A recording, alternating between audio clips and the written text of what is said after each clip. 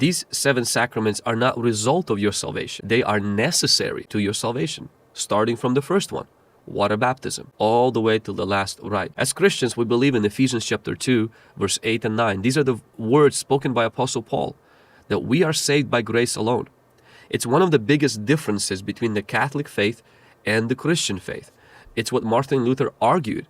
It's what he presented as abuse in the Catholic Church, is that there was Jesus plus good works. What makes that claim so striking is that Martin Luther spends a great deal of time arguing that baptism does in fact save. So again, from Martin Luther's Large Catechism, he refers to how baptism saves us in what he calls the saving divine water. And then he gets into his theology of how that works. And he cites to scripture for support from Mark 16:16 that he who believes and is baptized will be saved, at a time when Protestants accepted that verse as being part of the Bible. And then he goes on to pose a question. What if someone would say, as Pastor Vlad does, that because as a Lutheran, Luther believes faith alone saves, how can he also believes that baptism saves? He poses a question like this. What if they say, as they're accustomed to saying, still, baptism is itself a work, and you say works are of no avail for salvation. What then becomes of faith? Well, Luther responds to this by saying, yes, our works indeed avail nothing for salvation. We can't do anything of our own. Baptism, however, is not our work, but God's.